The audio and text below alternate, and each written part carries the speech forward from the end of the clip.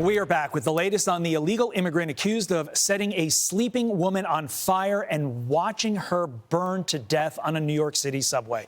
Sebastian Zapata Khalil is now charged with first and second degree murder as well as arson for the horrific crime that happened early Sunday morning. The Brooklyn DA saying, quote, "This gruesome and senseless act of violence against a vulnerable woman will be met with the most serious consequences," end quote. ICE confirming the alleged killer first crossed the border in 2018 illegally and was deported under the Trump administration. But it's unclear when or where he re-entered the country. The suspect reportedly could face a judge as soon as today. Brian, over to you. All right. Thanks so much. Unbelievable. This happening as bystanders stood by and did absolutely nothing, adding to the outrage felt across the city. Some officers did jump in, we should say. Guardian Angels founder Curtis Sliwa, who's a mayoral candidate, Republican nominee last cycle, lost to Eric Adams, says there's no doubt that people don't want to get involved. It's the Danny Penny factor. It's frozen people. They're saying to themselves, I don't want to get jammed up like Penny. People should have been running over to the woman on fire. They did nothing. They said nothing. In fact, some just taped it. Fox News contributor Tammy Bruce joins us now. Tammy, do you agree with Curtis? Morning. Absolutely. And at first, when I saw that one video with people literally just standing there, it's hard to believe.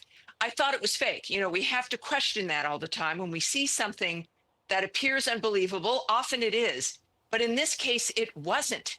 And there's officers did intervene at some point, but there's one video of an officer walking by nonchalantly.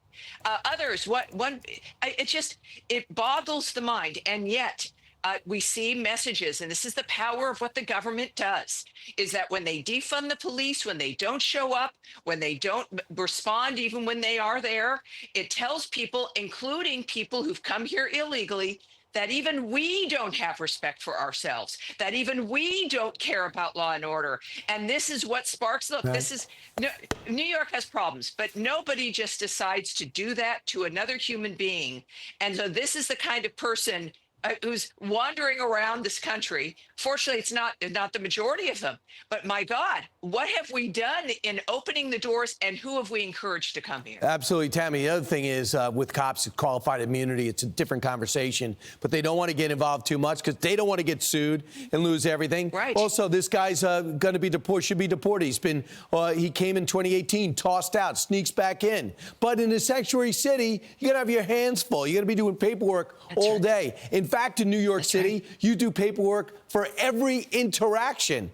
It paralyzes people who say, you don't pay me enough to do all this. Meanwhile, something else I know you think about deeply because you're so into politics, and that is where we go now in this election cycle. And it turns out even Democrats are admitting they're rudderless right now. They have no identity. And this was an interesting quote from this story in the New York Times. He says, the Democratic brand is in the toilet, says Liz Smith.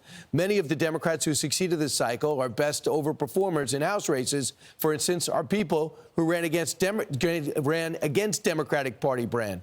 Trump tore down the blue wall in the industrial Midwest, but he also expanded his vote in most in our bluest and most urban areas. Even areas he didn't win, he made gains. I think about Tom Suozzi in my area. He actually sounded like a Republican. That's how he flipped George Santos's seat. Your thoughts, Tammy? Well, even though in this conversation in the New York Times and in a Politico piece, the problem for the Democrats is, there's a lot of jargon in what it is she's saying, a lot of insider politics stuff, and they don't even really want to touch upon the fact that they believe in things, the party believes in things that no one else believes in, that this wasn't, some mistake in strategy. This is a party that has been rejected by Americans because we can't even talk about not being able to recognize what's going on in the country.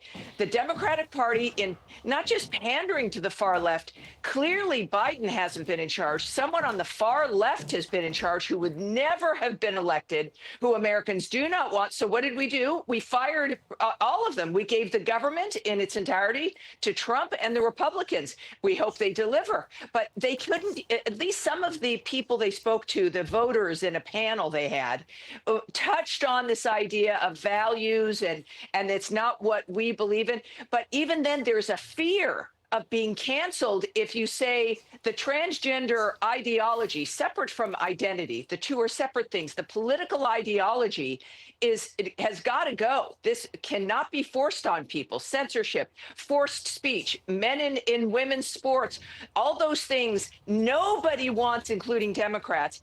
And the Democrats and the left have had, and this is their mistake, made it a dangerous thing to speak up. So what did they get? They got fired, and they still can't figure it out. They think it's still all Trump.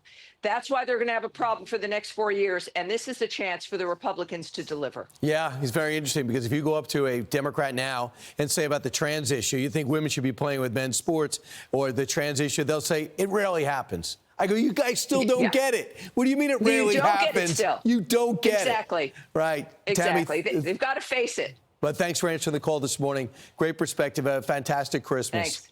All right, straight ahead. Merry Christmas to you and everyone. Absolutely. I'm Steve Ducey. I'm Brian Kilmeade. And I'm Ainsley Earhart. And click here to subscribe to the Fox News YouTube page to catch our hottest interviews and most compelling analysis.